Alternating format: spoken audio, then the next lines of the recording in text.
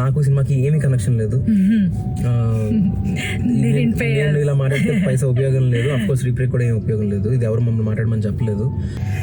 చాలా చాలా చాలా చాలా చాలా రోజుల తర్వాత ఒక మూవీ నుంచి బయటికి రాగానే వెంటనే చెప్పేయాలి, బాగుంది అందరికీ చూసేమని చెప్పాలి, లేదా నాకు ఇలా అనిపించింది అని చెప్పాలని అనిపించింది.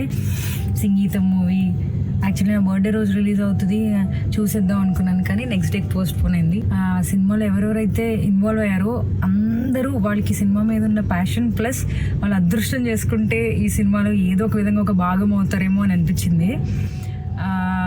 గౌతమ్ అయితే అంటే గౌతమ్ సినిమా చూడడం ఒక హై వస్తే ప్రపంచం కనబడదు అనమాట. ఎస్కలేటర్లు కిందకి వెళ్ళిపోతున్నాడు, పైకి వస్తున్నాడు, నేనేమో అక్కడ నుంచి చూస్తున్నా ఇక్కడున్నా ఏంటి అని. సో అలాంటి హై వచ్చి అందరికీ ఫోన్ చేసి ఎంత బాగుంది తెలుసా అని చెప్తున్నాడు ఇందాక వరకు. అండ్ మ్యూజిక్ కానీ యాక్టర్స్ పర్ఫార్మెన్స్ కానీ ఒక సినిమాలో ఒక నార్మల్ ఒక ఎన్వైర్న్మెంట్ గురించి లేదంటే ఒక హ్యూమన్ ఎమోషన్స్ గురించి మనకి లైఫ్లో ఏది ఇంపార్టెంట్ అన్న మల్టిపుల్ ఆస్పెక్ట్స్ని చాలా బ్యూటిఫుల్గా బ్లెండ్ చేసి మాటలే కాకుండా పాటల్లో మనం 2.5 గంటలు అలా కూర్చొని చూడగలిగామంటే అది ఎంత గొప్ప అటెంప్టో I can't express in words. కుదిరితే చిన్నపిల్లలు పెద్దవాళ్ళు అందరితో కలిసి చూడండి సినిమా, అస్సలు మిస్ కాకండి. ఓటీటీలో చూద్దామని అస్సలు అనుకోకండి, థియేటర్లో చూస్తే ఆ మ్యూజిక్, ఆ ఎక్స్ప్రెషన్స్, ఆ ఎక్స్పీరియన్స్ వేరేలా ఉంటుంది. అండ్ గౌతమ్ ఇంకొక నిజంగా కొంచెం లక్కీ పర్సన్ అని చెప్తాను, బికాజ్ ఒక పెళ్ళికి తిరుపతి వెళ్ళినప్పుడు అక్కడ నుంచి కేవలం సంగీతం శ్రీనివాసరావు గారిని కలవడానికి చెన్నై వెళ్ళి వాళ్ళ గ్రాండ్ సన్ ద్వారా తన్ని రిక్వెస్ట్ చేసి తన్ని హెల్ప్ తీసుకుని ఆయన కలిశాడు.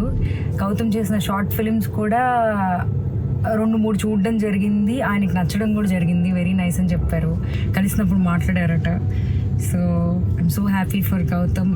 అండ్ చెప్పు నీకు ఎలా అనిపించింది?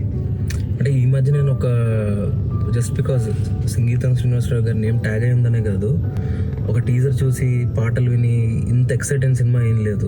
చూసిన తర్వాత అయితే ఒక్క అరగంట ఉక్కిరిబిక్కిరి అయిపోయాను. ఎంత ఉక్కిరిబిక్కిరి అయిపోయానంటే నాకు కాళ్ళు చేతులు వణికేస్తున్నాయి.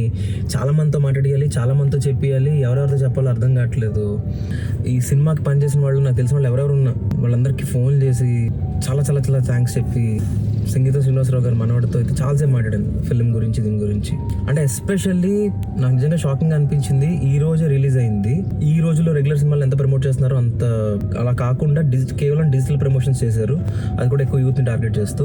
అయినప్పటికీ అసలు థియేటర్కి వెళ్ళగానే ఇంటర్వెల్లో బయటకు వెళ్తున్నప్పుడు ఒక పెద్ద ఆవిడ రైలింగ్ పట్టుకొని బయటకు వస్తుంది. ఇంటర్వెల్ తర్వాత లోపలికి వచ్చేసరికి చిన్నపిల్లలు పట్టుకున్న ఫ్యామిలీస్ ఒక 4-5 ఫ్యామిలీస్ ఉన్నాయి. అండ్ థియేటర్ మొత్తం చాలా కొహెరెంట్గా ఒకే దగ్గర నవ్వుతున్నారు, ఒకే దగ్గర అంటున్నారు, ఒకే దగ్గర చప్పట్లు కొడతారు, అంటే అందరూ ఒకేలా రియాక్ట్ అవుతున్నారు. ఎంత హై వచ్చిందంటే జనాలు థియేటర్కి రావట్లేదా అన్న డౌట్ చాలా తప్పు అని అనిపించింది. అంటే ఈ సినిమా ప్రూవ్ చేసింది అనిపించింది. ఇన్ఫ్యాక్ట్ నా జీవితంలో ఫస్ట్ టైం నేను ఫోన్ మాట్లాడుతూ నేను ఎమోషనల్ అయిపోతున్నాను.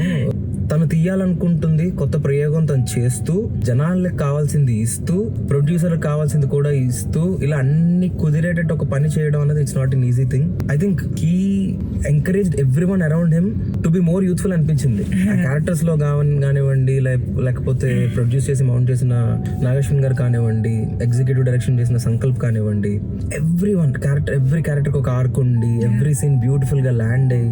అండ్ దేవిశ్రీ ప్రసాద్ గారి గురించి ఎంత ఎక్కువ మాట్లాడినా సరే తక్కువ అయిపోతుంది అది. ఎందుకు అంటే యూజువల్లీ నేను అనుకుంటున్నా మ్యూజికల్స్ లో మనం చూస్తే La La Land, Singing in the Rain, Rangeela, ఇలా చాలా సినిమాలు ఉన్నాయి. మ్యూజికల్స్లో యూజువల్లీ ఏమవుతుందంటే ఒక ఎమోషన్, రొమాన్స్ కానీ, లేకపోతే కొన్ని కామెడీ కానీ ఇలాంటివి ఈజీగా క్యారీ చేయగలం. బట్ డ్రామా అన్నది కానీ, స్ట్రాంగ్ ఎమోషన్ కానీ మ్యూజికల్గా డైలాగ్లా మాట్లాడిస్తే ఎక్కడో కామెడీ అయిపోయే ఫీలింగ్ ఈజీగా వస్తుంది. బట్ అది ఎక్కడ రాకుండా చాలా ప్రాపర్ యూస్తో అండ్ ఒక ఐడియాని పెట్టుకుంటున్నాం అంటే జస్ట్ ఒక కొత్త ఐడియా పెట్టుకోవడం కాదు, ఆ ఐడియాలో మ్యాక్సిమం అవుట్పుట్ లాగడం. సో అది సెకండ్ హాఫ్ లో కొన్ని సీన్స్ మీకు చూస్తే అర్థం అవుతుంది, ఫస్ట్ హాఫ్ లో కానీ it felt so so so good. ఎక్కడ అసలు ఇదేంటి ఇలా ఉందేంటి అన్నది ఒక్కటి ఎక్కడ అనిపించలేదు. ఒక గొప్ప ఫిలాసఫీని, ఒక సోషల్ మెసేజ్ ని, ఒక ఎన్వైరన్మెంటల్ కాన్షియస్నెస్ కి సంబంధించిన పాయింట్ మాట్లాడుతూ, దాంట్లో ఒక మ్యూజికల్ చెప్తూ, దాంట్లో ఒక ఫిలాసఫీ చెప్తూ, దాంట్లో ఎంటర్టైన్ చేస్తూ, అన్ని రకాల ఏజ్ గ్రూప్స్ ఉన్న వాళ్ళు ఉంటారు. ఐ థింక్ 94 ఏళ్ళు ఉన్న మనిషి తీయడం వల్ల అడ్వాంటేజ్ అదేనేమో. ఎందుకంటే చిన్న పిల్లడి క్యారెక్టర్ దగ్గర నుంచి, అప్పుడే పుట్టిన క్యారెక్టర్ దగ్గర నుంచి, రేపు మాపో పోతావు బామ్మ ఇలా పాడుతూనే పోతావా అన్నంత క్యారెక్టర్ వరకు ఒక ఊరు. ఆయన నాకు తెలిసి సంగీతం శ్రీనివాసరావు గారిలోని ఇన్నాళ్ళు ఈ 94 ఏళ్ల జీవితంలో ఆయన చూసిన మనుషులు, ఆయన చూసిన మనస్తత్వాలు, ఆయన చూసిన రకరకాల భావోద్వేగాలు, ఆల్ ఎమోషన్స్ అన్ని కలగలిపి this is my platter, I want spread it all evenly and effectively అలా అనిపించింది. Thank you so much. పుట్టినందుకు, ఇలాంటి సినిమా తీసినందుకు. వాళ్ళ మనవాడికి ఫోన్ చేసి చెప్పాను, నా పేరు చెప్పానికి దండం పెట్టు ఒకసారి అని. పదాలు వాడడం ఇష్టం లేదు కానీ హోల్సమ్ ఫ్యామిలీ ఎంటర్టైనర్ అనిపించింది.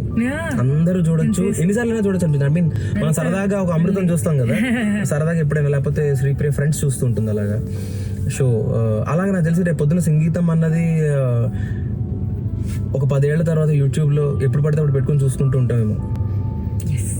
ఆయన పాడించి వదిలేశారు సినిమాలో. మనం మాత్రం ఉన్నంతకాలం ఈ పాటలు, ఆయన గురించి మాటలు చెప్పుకుంటూ ఉంటామేమో అనిపించింది. కుదిరితే చూడండి. లాస్ట్ లో క్యామియో కూడా చాలా అదిరిపోయింది. అండ్ ఐ థింక్ ఆ మ్యాన్ 40 years నుంచి అనుకుంటూ ఎంత తపన పడితే ఇలాంటి సినిమా వస్తుంది. ఇంటెన్షన్ యొక్క ఇంటెన్సిటీ ఎంత గొప్పదైతే అది ఇలా మేనిఫెస్ట్ అయ్యి తన నుంచి ఇన్స్పైర్ అయిన ఒక నాగ్ అశ్విన్ అలాంటి వ్యక్తే వచ్చి మళ్ళీ తన సినిమా తీసేలాగా. అంటే I can see even the environment reacting. చూస్తే చినుకులు పడుతుంది, వర్షం పడుతుంది, సౌండ్ వస్తుందో తెలీదు. బట్ ఐ థింక్ ఆయన ఉంటున్న ఈ పీరియడ్ లో మనం కూడా ఉన్నందుకు చాలా హ్యాపీగా ఫీల్ అయ్యాను అనిపించింది నాకు. ఈయనకి ఈ మధ్య కాలం పీపుల్ అట్లీస్ట్ లాస్ట్ 20-25 years గా చాలా మందికి ఈయన పేరు తెలియదేమో నా ఫీలింగ్.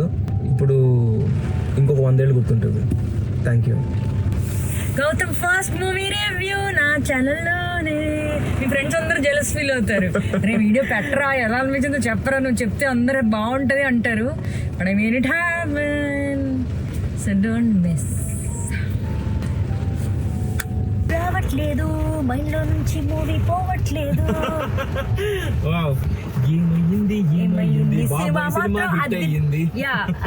పెళ్ళి చూడండి, అది చూపిస్తా అన్నట్టు సినిమా చూడండి. బాయ్.